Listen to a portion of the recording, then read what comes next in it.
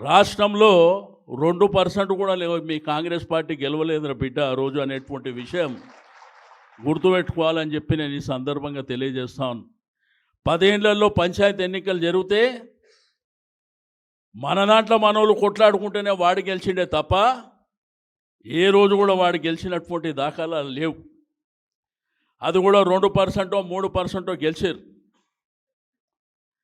కానీ మా నాయకులు గులాబీ జెండా మెడలేసుకొని ధైర్యంగా ముందుకెళ్ళి మీరు పెట్టే కేసులకు, మీరు పెట్టే దౌర్జన్యాలకు ఎదిరించి నిలబడ్డటువంటి నాయకుడే ఈ గులాబీ జెండా వేసుకున్నటువంటి తమ్ముళ్ళని చెప్పి నేను ఈ సందర్భంగా తెలియజేస్తూ ఉన్నాను. సరే, కేసులు పెడతారు, మన మీద దౌర్జన్యాలు చేస్తారు. ఇంకెన్నేళ్ళు చేస్తారు? 2 ఏళ్ళు చేస్తారు. 10 ఏళ్ళేమో కేసీఆర్ గారు మనకు చెప్పింది ఏంది, మీరెవరిని ఏమనకండి, మన పని మనం చేసుకోండి, గ్రామాల అభివృద్ధి చేయండి, పట్టణాల అభివృద్ధి చేయండి అంటే వీళ్ళు వచ్చి మన కేసులు ఎట్లా పెట్టాలో నేర్పిస్తారు. 2 ఏళ్ళ తర్వాత ఆడదాం, మరి ఎట్లా డ్యాన్స్ ఆడాలనో అట్లనే ఆడిపిస్తాం బిడ్డ, గుర్తుంచుకోండి. 2 ఏళ్ళ తర్వాత ఎవరు వస్తారు? మనమే వస్తాం కదా. మరి మనమే వచ్చినప్పుడు వీళ్ళు ఆడనే ఉంటారు కదా, ఏడికి పోతారు? ఏడికి పోలేరు కదా. ఒక ప్రజాస్వామ్యం లోపల ప్రజలు అధికారం ఇచ్చినప్పుడు జాగ్రత్తగా పనిచేయాలి. నోటి తుల ఇష్టం ఉన్నట్టు అడ్డగోలుగా మాట్లాడితే మనకు రాదా? మనకు మాట్లాడడానికి రాదా? కొట్లాడడానికి రాదా? తెలంగాణ ఉద్యమంలో ఎన్ని కొట్లాటలు చేసిరు తెలియదా? ఆ రోజు భయపడినరా? కాబట్టి మీ అందరికీ రెండోది, మీ ఎమ్మెల్యే చెప్తున్నారు, పంచాయతీలలో మీరు గెలిచారు కానీ డబ్బులు ఎవరు ఇస్తారని చెప్పి. డబ్బులు నీ అయ్యా ఇస్తాడు, డబ్బులు నీ చేతిలో లేదురా బిడ్డ. భారతదేశంలో అన్ని రాష్ట్రాల నుంచి వచ్చినటువంటి డబ్బులు కేంద్ర ప్రభుత్వం దగ్గర ఉంటాయి, పంచాయతీలకు డైరెక్ట్ వస్తాయి. మీరు పంచాయతీలో మీ వార్డు మెంబర్లు మీరు కూర్చొని తీర్మానం చేసి ఆ గ్రామంలో ఏ పని చేయాలంటే ఆ పని మీరే చేయొచ్చు తప్ప ఎవ్వడికి రాష్ట్ర ప్రభుత్వానికో, ఎమ్మెల్యేకో, మంత్రికో, ముఖ్యమంత్రికో చెప్పవలసినటువంటి అవసరం లేదు అనేటువంటి విషయాన్ని మీరు గుర్తుపెట్టుకోవాలని చెప్పి నేను ఈ సందర్భంగా తెలియజేస్తూ ఉన్నాను. నువ్వు గ్రామంలో ఏ కార్యక్రమం తీసుకున్నా కానీ అది సర్పంచ్కో, ఉప సర్పంచ్కో మీరే ఆ గ్రామాలలో తిరిగి ఏ కార్యక్రమం తీసుకోవాలన్నా మీరే తీసుకోవచ్చు తప్ప ఎవడికో, ఎమ్మెల్యేకో, ఇంకొకరికో చెప్పవలసినటువంటి అవసరం లేదు అనేటువంటి విషయాన్ని కూడా మీరు గుర్తెరగాలని నేను ఈ సందర్భంగా తెలియజేస్తూ ఉన్నాను. ఇప్పటికే గ్రామాలలో కానీ పట్టణాలలో కానీ ఎవరు నోట్ల అయినా కానీ ఒకటే మాట మాట్లాడుతున్నారు, కేసీఆర్ ఎప్పుడు వస్తాడో అని. కేసీఆర్ వస్తేనే తిరిగి రాష్ట్రం బాగుపడుతుందని చెప్పి ప్రతి ఒక్కరు మాట్లాడే పరిస్థితి వచ్చింది. ఎవరికి మోసం చేయలే ఈ ప్రభుత్వం చెప్పండి. ఈ ప్రభుత్వం వచ్చిన తర్వాత ఎవరిని వదిలిపెట్టిరు? రైతులను వదిలిపెట్టినరా? మహిళలను వదిలిపెట్టినరా? చదువుకున్న యువకులను వదిలిపెట్టినరా? మరి బడుగు బలహీన వర్గాలు బీసీలో కూడా మోసం చేశారు కదా. ఈరోజు మాట్లాడితే ముఖ్యమంత్రి గారు మీ పక్కన కాన్స్టిట్యున్సీలనే ఉంటాడు, ఆయన మాట్లాడింది విన్నారు కదా, అప్పు పుడతలేదంట, ఢిల్లీకి పోతే చెప్పులు ఎత్తుకపోతాడంట. ఆయన ఏమంటాడు లాస్ట్కి వస్తే, నా ఖజానాలో గింతుంది, 2 పెద్ద మనుషులను పెడతా, వాళ్ళు ఏది చెప్తా అది, దానికంటే రాజీనామా చేసి పక్కన జరిగితే మంచిది కదా, దానికంటే ఇంకేముంటుంది. కాబట్టి మీ అందరికీ నేను కోరేది ఒకటే, తప్పకుండా ధైర్యంగా మీరు ముందుకు వెళ్ళండి.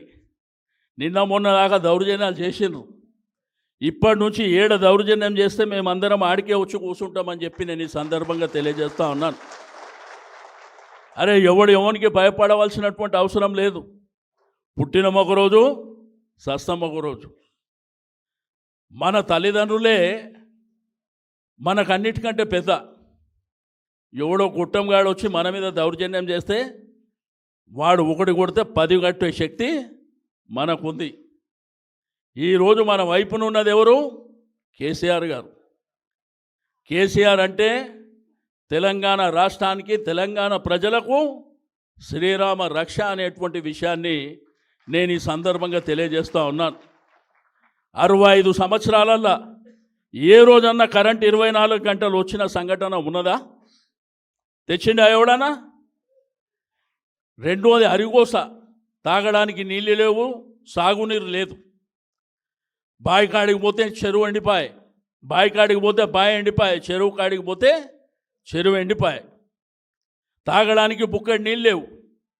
బిందెలు పట్టుకొని కిలోమీటర్ల దూరం తిరుగుతుంటే కేసీఆర్ గారు, నా ఆడబిడ్డలు బిందెలు పట్టుకొని కిలోమీటర్లు తిరిగే అవసరం లేదు, మిషన్ భగీరథ ద్వారా ఇంటింటికి నీళ్ళు ఇస్తా అని ఇచ్చిండా లేదా? కరెంట్ 24 గంటలు ఇచ్చిండా లేదా? రైతు బంధు అనే కార్యక్రమాన్ని తెచ్చి సంవత్సరానికి 10,000 రూపాయలు ఇచ్చిండా లేదా? మరి ఆ రోజు ఇచ్చినటువంటి కరెంటు, ఆ రోజు ఇచ్చినటువంటి నీళ్లు, ఆ రోజు ఇచ్చినటువంటి రైతు బంధు ఎందుకు బంద్ అవుతుంది? ఇప్పుడు ఎందుకు బంద్ అవుతుంది? ఒకసారి మనం ఆలోచన చేయవలసినటువంటి అవసరం ఉన్నది. ఈరోజు మాట్లాడితే అబద్ధాలు. షాదీ ముబారక్, కళ్యాణ లక్ష్మి అని ఈ భారతదేశంలో లేనటువంటి ఒక గొప్ప కార్యక్రమాన్ని ఆడబిడ్డ పుట్టినప్పుడు మరి మన ఇంట్లో బిడ్డనో చెల్లెనో పెళ్లికి వచ్చినప్పుడు, బిడ్డ పెద్దగా అవుతుంది, పెళ్లికి వచ్చింది, కానీ మన ఒక జీవితాలు అంతంత మాత్రమే ఉన్నాయి. ఆమె కట్నం పెట్టాలంటే చాలా ఖర్చు అయితే అంటే ఆ రోజు కేసీఆర్ గారు 1,00,000 రూపాయలు ఆడబిడ్డ పెళ్లికి ఇచ్చినటువంటి మాట వాస్తవం కదా? ఇచ్చింది మన దగ్గర ఉన్నది కదా? అదేవిధంగా గ్రామీణ ఆర్థిక వ్యవస్థ బలోపేతం కావాలని, కుల వృత్తులని బ్రహ్మాండంగా ప్రోత్సహించాలని అనేకమైనటువంటి కార్యక్రమాలు వారు తీసుకున్నారు. పిల్లలు బ్రహ్మాండంగా చదువుకోవాలని గురుకుల పాఠశాలలు తెచ్చాడు, బీసీ వెల్ఫేర్ పాఠశాలలు తెచ్చాడు. ఈ విధంగా అనేకమైనటువంటి కార్యక్రమాలు చేసిండు. కానీ కేసీఆర్ గారి ప్రభుత్వంలో ఇది జరగలేదు అని ఎవరన్నా గుండె మీద చేసుకొని చెప్పమని చెప్పండి. అనేకమైనటువంటి కొత్త కార్యక్రమాలు. కానీ ఆ రోజు ఏంటంటే కొన్ని నియోజకవర్గాలలో మా ఎమ్మెల్యే మమ్మల్ని సరిగ్గా చూస్తలేడని, మా ఎమ్మెల్యే సరిగ్గా మాట్లాడతలేడని, మా ఎమ్మెల్యే ఓడిపోతే మంచిదని కేసీఆర్ గారు మాత్రం ముఖ్యమంత్రి ఉండాలి, ఎమ్మెల్యే మాత్రం ఓడిపోవాలని కొన్ని జాగాలలో కొంతమంది ఎమ్మెల్యేలను ఓడగొట్టుకున్నాం. మరి ఎమ్మెల్యేలు ఓడిపోయిన తర్వాత కేసీఆర్ ముఖ్యమంత్రి కాలేడు కదా. ఈరోజు కేసీఆర్ గారు నామరూపాలు లేకుండా చేసే శక్తి ఈ దేశంలో ఉందా?